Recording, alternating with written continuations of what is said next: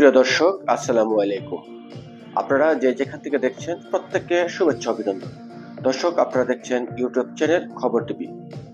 প্রিয় দর্শক, গতকাল রাতে বঙ্গবন্ধুর বাড়ি সহ অর্থাৎ ধানমন্ডির ৩২ সহ আওয়ামী লীগের নেতাকর্মীদের উপরে কি পরিমাণ ঝড় গিয়েছে সেই বিষয়টি আমি আপনাদেরকে আজকে জানাবো।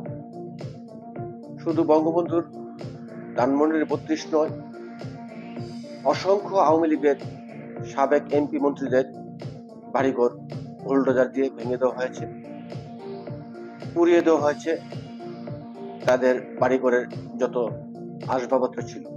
মধ্যরাতে বুলডোজার দিয়ে গুড়িয়ে দেওয়া হলো আমর হোসেন আমুর বাড়ি। বরিশালে বুলডোজার দিয়ে গুড়িয়ে দেওয়া হলো শেরনিয়া বাতের বাড়ি। বরিশালের সাবেক মেয়র সাদিকের বাড়ি আবার আগুন ভাঙচুর। খুলনায় শেখবাড়ি বুলডোজার দিয়ে গুড়িয়ে দিল ছাত্র জনতা। শেখ হাসিনার বাসভবন সুধা সদনেও ছাত্র জনতার আগুন। এছাড়াও সারা দেশে বঙ্গবন্ধুর যত মোরাল ছিল সবগুলো মোরাল ভেঙে ফেলা হয়েছে। মানে মোট কথা, বঙ্গবন্ধুর কোনো অস্তিত্ব বা আওয়ামী লীগের কোনো অস্তিত্ব বাংলাদেশে আর তারা রাখতে চাচ্ছে না। এখন আসলে আওয়ামী লীগের করণীয় কি?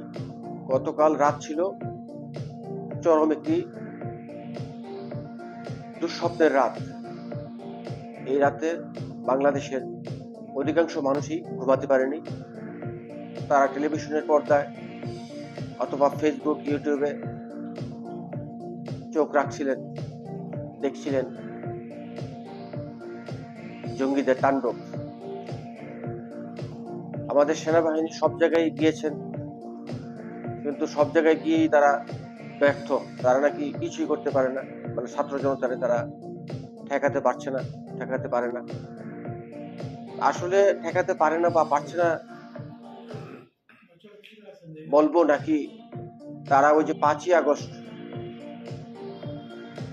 4-5 আগস্টে যেভাবে সেনাবাহিনী দাঁড়িয়েছিল, থানাগুলো লুটপাট করা হয়েছিল, ভাঙা হয়েছিল, অগ্নিসংযোগ করা হয়েছিল, পুলিশকে হত্যা করা হয়েছিল, সেই ভূমিকায় তারা কি আবার অবতীর্ণ হয়েছে কিনা সেটা কিন্তু মানুষ এখন প্রশ্ন করছে। সেনাবাহিনী পারছে না, এই কথাটা কখনোই গ্রহণযোগ্য না। মানুষের বাড়িঘর কি অপরাধ করেছে?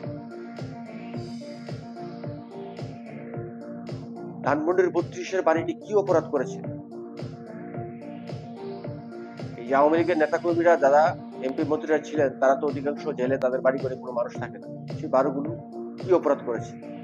সবগুলোকে কেন ভেঙে দেওয়া হলো, গুড়িয়ে দেওয়া হলো, পুড়িয়ে দেওয়া হলো? বাংলাদেশের নতুন ইতিহাস, এই ইতিহাস বাংলাদেশের মানুষ কখনো ভুলে যেতে পারবে না। 71কেও আজকে ওরা হার মানিয়েছে। ওরা কি করে ছাত্র জনতা হয়? ওরা কি আদৌ ছাত্র? আদৌ কি এরা শিক্ষিত সমাজ? তবে আমার কাছে মনে হচ্ছে যে এই যে পরিকল্পিত ডক্টর ইউনূসের এবং সেনাবাহিনী সহ যারা আছে তাদের পরিকল্পনায় এগুলো হচ্ছে। আর হলে বাংলাদেশ সেনাবাহিনী পারে না। তারা পৃথিবীর যে কোনো দেশের সাথে যুদ্ধ করার ক্ষমতা রাখে, অথচ বাংলাদেশের সামান্য কিছু জঙ্গিদেরকে তারা নিয়ন্ত্রণ করতে পারে না। এই কথাটি কখনো মানুষ বিশ্বাস করবে? আর বিশ্বাস করতে হবে?